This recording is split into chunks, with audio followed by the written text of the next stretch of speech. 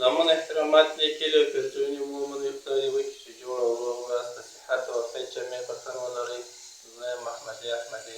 ملګرو نن د یو نوي پروګرام په اړه معلومات سره شریک کوم. که څه هم هغه په برمه کې د سمرسیبل سره تړاو نه لري، د کمپنۍ سره نو هغه تړاو لري. که موږ وغواړو چې یو کمپنۍ په خپل لاس کنټرول کړو د والیم په ذریعه باندې، نو هغه موږ کنټرولولی سو. نو تاسې ویډیو وګورئ، ویډیو د پای وګورئ. نو هغه پروګرام دی د پی 0 په برابر چې په هغه کې 8 اپشنه راځي. په 8 کې چې موږ کوم کار ځینې اخلو او په کمپنۍ کې موږ څنګه کار د والیم په ذریعه ځینې اخلو، څنګه چې هغه کمپنۍ وچلوو او څنګه ډینامو وي سیلو وچلوو سوکای وچلوو.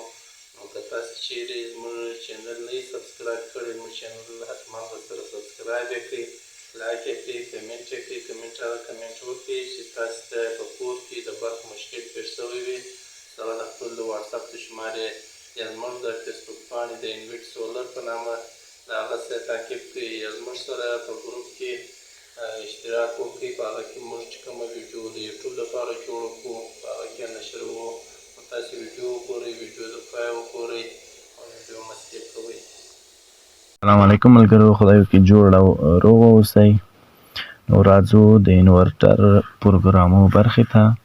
نو په مخکینۍ ویډیوګانې مونږ په پی 0 پارامتر کې تر شپږم پورې مو ویډیو جوړ کړی و چې د فریکانس مربوط و. پی 0 د کوم د صفحې مخې ته چې کوم فریکانس راځي د هغه مربوط و. اوس راځو پی 1 پارامتر ته، پی 001 پارامتر ته. دا چې دی د فریکانس مربوط ده، د فریکانس د کنټرول مربوط ده. دغه اوه حالتونه لري، ډېر مغلق دي سره، خو انشاءالله چې پوه سئ کې دا ټول مکمل د فابریکو لپاره دي. نو د مونږ د سمرسیبل لپاره یا د مونږ د کور نه چې برق اخلو د هغه مربوط کې نه ده. نو خو بیا یې مو وایو ښه دی، ځکه چې په انورټر کې دا چې کله د مونږ مخې ته راسي خو تیار پکې پوهیږو. خو اوس راځو دوی حالتو ته. دوی 8 حالتونه لري، 0، 1، 2، 3 تر 7 پورې. خو په 0 حالت چې دی لومړنی حالت دا نورمال حالت دی چې مونږ دغه 1 پارامتر چې دی د 2م پارامتر سره تقریبا یو شی ده. 2م پارامتر سره مونږ مخکې په بله ویډیو کې ویلی و چې د اپ او ډاون سره مونږ کوی سو چې فریکونسي کنټرول کو یا جګې کو یا یې ټیټ کو، هغه هم درې څلور حالتونه یې لرله. خو اوس دغه 1 پارامتر چې دی دا هم د فریکونسي کنټرول ده. 0 چې دی دا نورمال حالت دی چې دغه کله مونږ تایید کوی سو چې د خپل انورټر فریکونسي په اپ او ډاون بټن سره کنټرول کو یا یې په 2م پی 0 پارامتر کې تنظیم کو. خو او اول حالت چې دی دا د ولیم لپاره دی چې کله مونږ غواړو انورټر ته یو ولیم ولګوو، نو دغه ولیم سره خپل موتور یا خپل سمرسیبل یا خپل کوم شی چې مونږ انورټر ته لګولی دی فریکونسي کنټرول کو، ښکته او جګې کو. ښه دغه چې دی د AL1 ترمینل لپاره دی. که دلته زه اول تایید کمه، نو دلته په ترمینلو کې زه باید ولیم په AL1 GNT او مثبت 10 ولټ کې وصل کمه. بیا کوی سم چې د هغه ولیم نه زه کار واخلم او خپل فریکونسي د انورټر کنټرول کړم. نو دا دینم کوی سو چې مونږ ولیم وربسته کو، خو بهتره دا ده چې مونږ دغه اول خانه کې یا اول حالت کې تایید کو. او 2م حالت چې دی دغه هم د AL2 GND او 10 ولټ یا 24 ولټ لپاره دی، ډېر ښه دی. خو 2م حالت د څه لپاره دی؟ دا د دې لپاره چې مونږ سنسور لرو، د فشار سنسور یا د لیول سنسور. نو دا اتومات کنټرول ده، لکه د اوبو سیستم چې دی چې ځینې خلک ونې ته پایپونه تیر کړی دي، نو چې هرې ونې ته ځان ته پایپ ده او ځان ته شلنګ لګېدلی دي.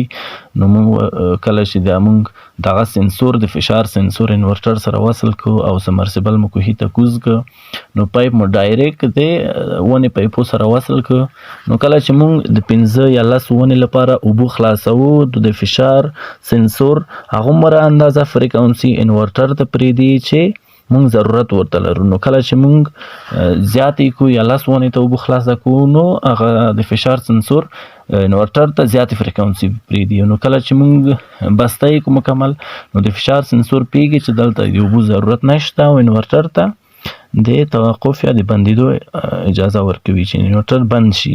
نو کله چې موږ یو یې خلاص کړو په همغه اندازه چې موږ مصرف کوو په همغه اندازه باندې هغه سنسور په اتومات کنټرول سره اتوماتیک ډول سره هغومره اندازه فریکونسي انورټر ته پرېږدي.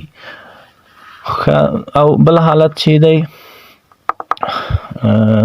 دریم دا د ایچ ډي آی لپاره دی چې تر ترمینلو کې ستا ایچ ډي آی نو دې سره مونږ کولی سو چې موتورونه کنټرول کو. څو موتورونه لکه د چاپ ماشین یا د تولید ماشینی نو په د چاپ ماشینو کې څو موتور نو د هغه کې خو ډیر کنټرول پکار ده یا ډیر باریک سیستم لري چې باید کاغذ ونه شکیږي او رنګ په اندازې سره توی شي.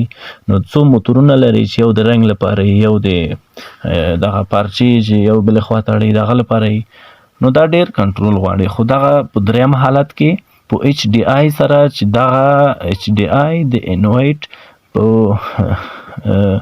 انکودر یا ماستر رولر باندې سره وصل کیږي. دغه ماشین په ماستر رولر سره وصلي نو دا درې یا څلور موتورونه په یو ځای کنټرولوي چې غلط تاو نسی یا څه مشکل ورته جوړ نه کیږي.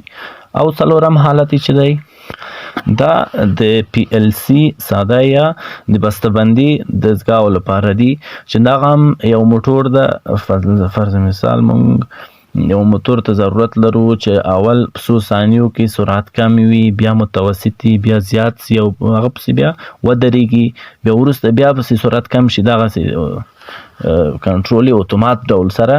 نو دغه څلورم حالت چې دی دا د څه لپاره کاریږي د بسته‌بندي دستګاو لپاره یا نور دغسې کوم موتور ته ضرورت وي نو دغه په مونږ په پی ای کې تنظیم کوی سو چې سرعت چې کم په څو ثانیو کې سرعت کمی او څومره یا په متوسط سرعت څو ثانیو لپاره متوسطي او څومره سرعت نو دغه په پی ای پارامتر کې مونږ کنټرولوی سو.